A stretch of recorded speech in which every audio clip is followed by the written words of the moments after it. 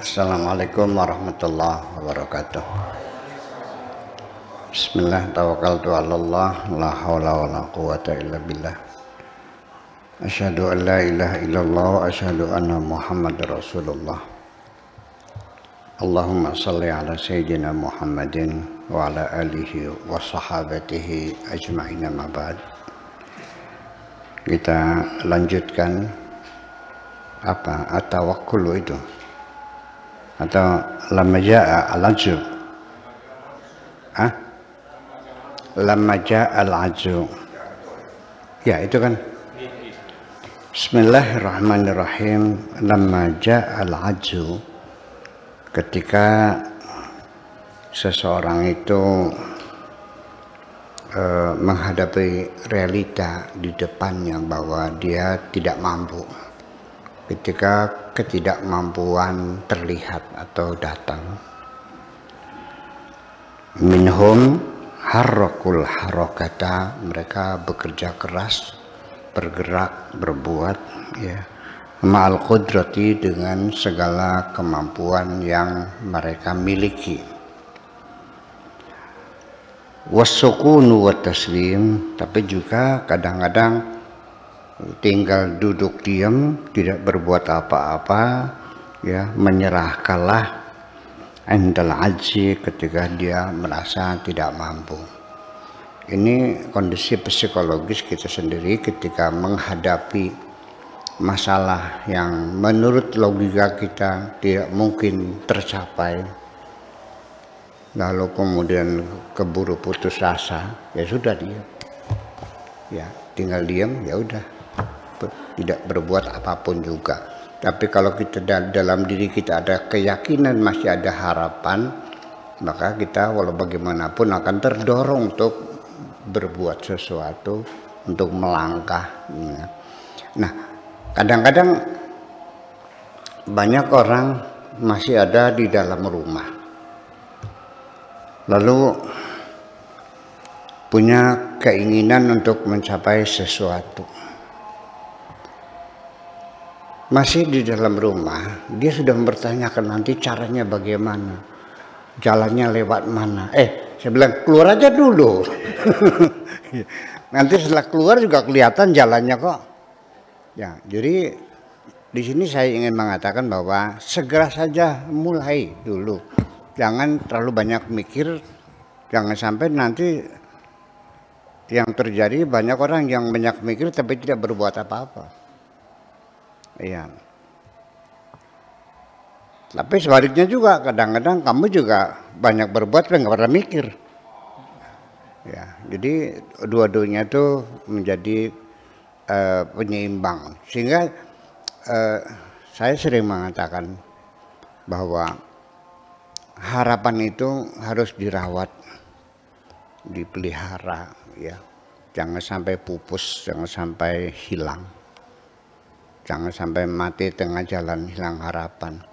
Nah, salah satu merawat harapan supaya jangan hilang, itu berdoa. Jadi ketika Anda masih berdoa kepada Tuhan, Anda masih punya harapan dalam hati. Iya. Kalau sudah Anda nggak ada harapannya, bagaimana? Anda sudah meyakininya tidak mungkin kok. Anda sudah meyakini hal ini tidak mungkin terjadi. Tidak mungkin, logika Anda mengatakan tidak mungkin. Berdoa enggak? Ya enggak dong. Ya, jadi selagi Anda masih berdoa, Anda masih merawat harapan itu. Sekecil apapun harapan tidak hilang. Nah, ketika harapan kita masih ada, sekalipun Anda jatuh berkali-kali, Anda akan bangkit berkali-kali. Selagi Anda setiap jatuh bangkit lagi, berarti Anda belum gagal. Ya, hanya istilah para motivator itu keberhasilan yang tertunda. Saya kira seperti itulah kira-kira. Oke. Al-harakah inda wujudika was-sukunu inda faqdika al-harakah fil hukm. Jadi sebabnya kamu masih bergerak, masih berupaya, berusaha mencari jalan keluar, itu berarti inda wujudika, berarti engkau masih merasa ada, bahwa engkau masih ada, engkau eksis, maka engkau bergerak, artinya masih hidup. Orang kalau masih hidup masih bergerak dong. Kalau sudah mati, jangan bergerak lagi. Nah, itulah. Kemudian wasukunu 'inda faqdika al-harakah ya fil hukm. Ya, artinya bahwa tetapi ketika engkau diam itu artinya bahwa kamu kehilangan gerak dalam keputusan Anda. Wasukun fil ilmi. Ya, dan merasa tenang dengan pengetahuan yang Anda miliki.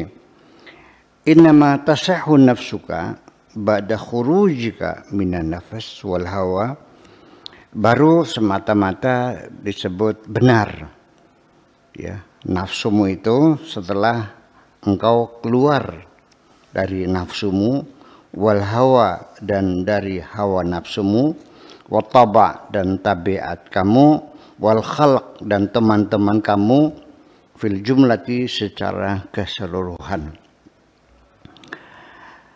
La tataqayyad bil khalqi fi ma yamliku darraka wala naf'aka. Jangan mengikat dirimu, jangan menggantungkan dirimu kepada orang lain ya, dengan dugaan bahwa orang lain bisa menjahati kamu dan orang lain bisa membantu kamu. Kamu kadang-kadang takut sama orang kan? Barangkali takut dijahati, takut difitnah, takut dijegal. Nah, kita kembali lagi bahwa kita sebagai orang yang beriman, ya, lebih baik beriman ya daripada berislam atau beriman, beriman ya, beriman. Bahwa apabila Allah telah membuka pintu rizkinya, percayalah tidak akan ada siapapun yang bisa menutup. Au kama qala ta'ala fi kitabil aziz, ma yaftahillahu min rahmatin fala mumsika lah. Ketika Allah membuka pintu rezekimu, tidak akan ada siapapun yang bisa menutupnya. Wa ma yumsik, tetapi ketika Allah menutup rezekimu, fala mursilalah, tidak ada orang yang bisa membukanya. Kalau sudah memang itu rezekimu dan Allah sudah menetapkan engkau dapat rezeki, orang sekampung menghalang-halangi, ngerecokin, ia akan membuli, menghalang, menghadang, mempersulit, terjadi, pasti terjadi, rezekimu akan sampai. Jadi jangan takut ada orang lain bisa menghalang-halangi kamu. Itu teguhlah, percayalah, bergantunglah hanya kepada Allah saja, jangan kepada siapapun. Ya, itu. Kemudian, wala rizquka, ya, dan juga termasuk rizkimu, ghairu rabbika azza wa jalla. Termasuk rezekimu tadi yang saya katakan tadi, Allah yang menentukan. Kalau memang Allah sudah menutup rezekinya, mertua nambah modal 1 miliar ludes, ngutang lagi di bank, kredit lagi 1 miliar ludes, betul nggak? Nanam padi gabu gagal, nanam apa lagi? Nanam ketimun dicuri oleh si kancil. Iya, nanam ternak bebek mati semua kena racun, ya habis semuanya. Ya, jadi yang disebut dengan apa namanya perjalanan rezeki itu sendiri Allah yang menentukan. Makanya nggak usah ada kekhawatiran menyalahkan orang gara-gara kamu akhirnya saya gagal tidak dapat rezeki, nggak ada. Itu urusan Allah. Itu. Saya kira itu perlu diyakini seyakin-yakinnya. Kalau tidak, hidup kamu menjadi gampang, menjadi cemas, ya meriang jadinya, ya tidak nyaman hidupnya, gitu.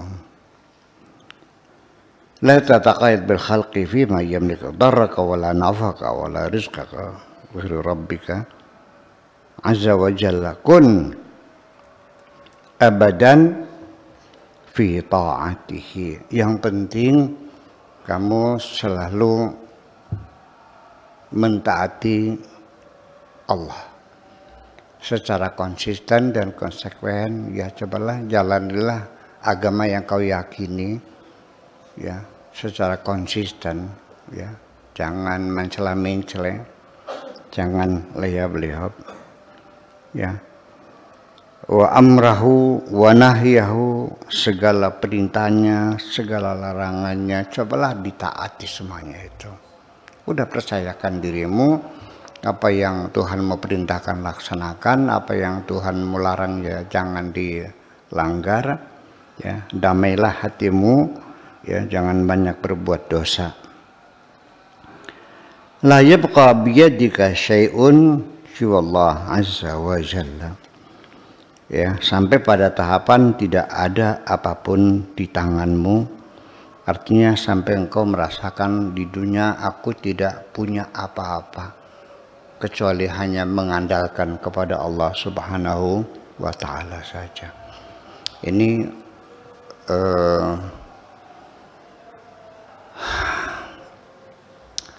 sulit sekali ya kita mengajak orang untuk berpikir bahwa Allah adalah segala-galanya.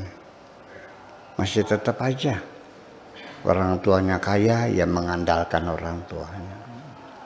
Bahkan keponakan yang jadi jenderal pun menjadi anggaran, membuat hati kita semakin besar, kan gitu, semakin bergaya, kan gitu. Mengandalkan orang tua, mertua, teman, sahabat dan sebagainya, mungkin organisasi-organisasi yang mendukung Anda semuanya.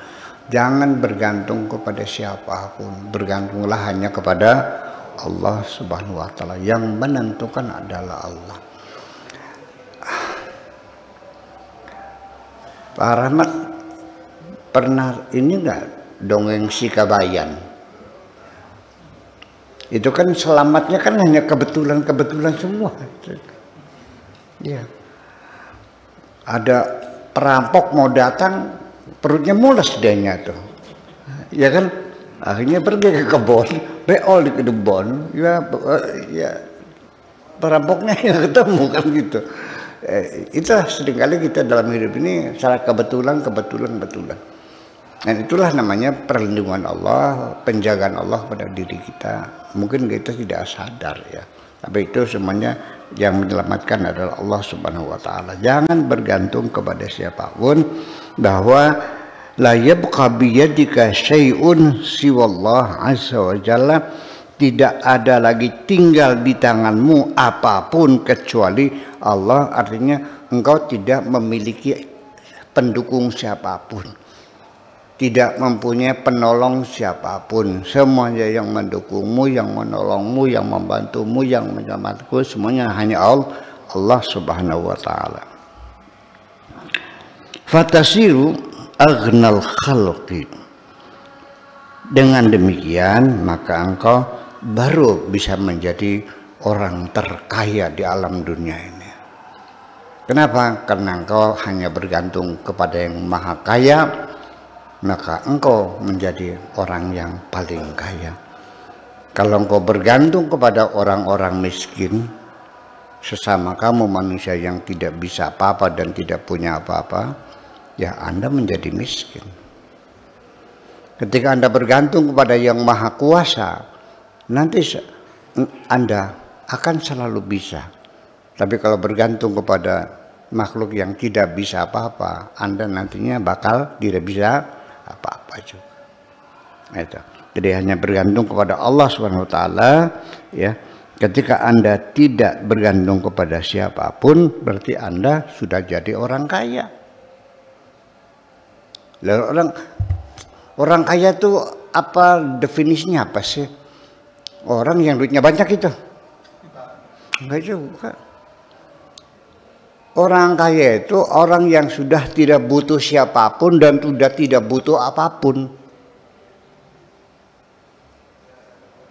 Itu yang paling kaya. Selagi engkau masih punya kebutuhan, masih banyak keinginan, berapapun uang yang kau miliki, engkau tetap dalam keadaan terus menerus dalam kekurangan dan tidak pernah cukup. Ya, jadi kalau pengen kaya, ya kurangilah keinginan itu. Itu persoalannya. Kalau masih punya keinginan, ya berapapun duitmu gak bakal cukup.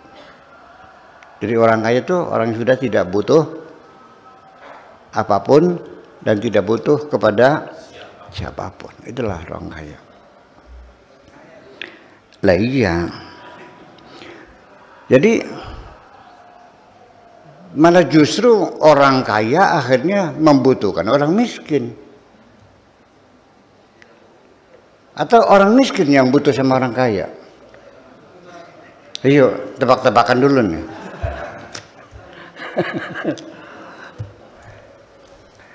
Yang butuh itu apakah orang kaya yang membutuhkan orang miskin atau orang miskin butuh orang kaya? Orang kaya yang membutuhkan orang miskin. Maaf, karena nanam padi 100 hektar. Kalau tidak ada orang miskin, Anda bisa menggarapnya. Kapan-kapan akan saya buktikan kepadamu. Pas panen, saya undang orang miskin, jangan ikut memanen padinya Pak Afkar. Biar suruh ngebut sendiri, suruh ngarit sendiri, sanggup. Jadi yang butuh siapa? Orang kaya. Tapi kamu yang miskin itu dimanipulasi oleh orang kaya, sehingga kamu yang merasa butuh sama orang kaya. Sekali-kali perlu dicoba orang kaya tuh. Kayak panen nggak ada yang datang gitu. Halo, panen dewek. Silakan. Ya, ngarit sendiri silakan. Ya, silakan tumbuk sendiri padinya, gotong sendiri situ. Jadi artinya orang itu semakin kaya, semakin membutuhkan banyak orang miskin yang membantunya. Bisanya Anda kaya karena dibantu oleh orang. Paham nggak? Nanti saya disangka proletar lagi nih. Iya dong, itu makanya ya mungkin balik aja lah. Orang kaya juga jangan lupa diri. Anda juga butuh orang miskin kok, kan gitu. Jujur aja ya, orang miskin juga ya kadang-kadang memerlukan orang kaya juga, sama-sama membutuhkannya lah, saling menghormati. Nah kalau kita sudah saling membutuhkan, nah ketika ada orang miskin nggak makan, sananya orang kaya, kenapa Anda diam saja? Itu persoalan. Iya kan? Dan di Bekasi dan Tegal, Tegal nih, bukan? Ya, gitu persoalannya. Jadi orang kaya sendiri juga tidak merasa berkewajiban untuk makani orang miskin. Kenapa demikian? Karena kita ini masih pakai sistem personal, pribadi. Jadi orang kaya yang dermawan bagi-bagi Indomie, bagi-bagi beras, sehingga orang miskin itu merasakan kebaikan hati orang kaya, ya kan, sumbangannya, bantuannya dan sebagainya, ya, meminta belas kasihan orang kaya. Sebetulnya jangan kebaikan itu, ngasih makan orang miskin itu jangan diserahkan kepada kebaikan pribadi yang nantinya orang miskin merasa berhutang budi. Tapi dalam sistem yang kita bikinkan dalam bermasyarakat ini, bahwa orang kaya berkewajiban ngasih makan orang miskin melalui sistem perpajakan, diadministrasikan. Jadi rakyat kita berterima kasih kepada negara, bukan kepada orang kaya itu. Paham? Paham? Ya iya. Nah kalau orang miskin semuanya dikasih makan cukup, hidupnya tenang, makan cukup, sakit tidak takut tidak bisa berobat, anak-anak tidak takut tidak bisa sekolah karena ada jaminan sosial yang ini, di situ yang akan menumbuhkan cinta tanah air yang sejati. Selesai, paham? Lah iya, ya kalau orang makannya susah, sakit, nggak bisa berobat, anak bisa sekolah, dari mana musuhnya cinta tanah air itu? Paham likin yang ngomong kan? Iya. Nah itu persoalannya. Itulah kira-kira. Nah itu cerita nyimpang dulu, balik lagi kita kembali. Tuhan kita adalah segala-galanya. Itu aja persoalannya.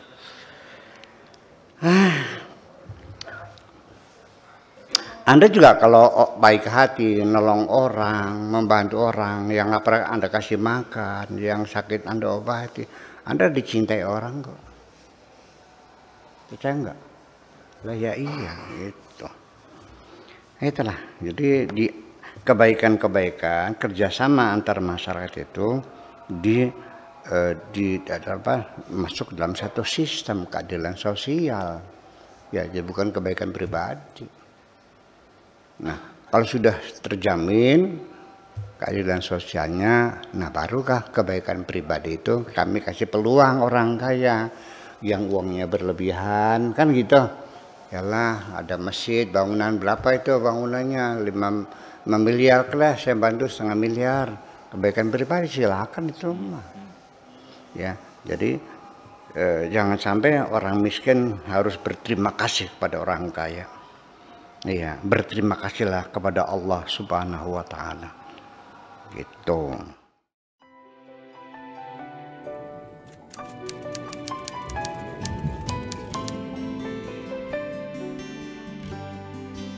Aku hanya ingin berbagi kebahagiaan dan tidak menggurui siapapun. Terlalu sulit bagiku untuk menyalahkan siapapun. Akan tetapi apabila ada orang yang ingin mengisi raporku, tentu aku sangat gembira sekali. Dan kujamin aku tidak akan sakit hati sedikit.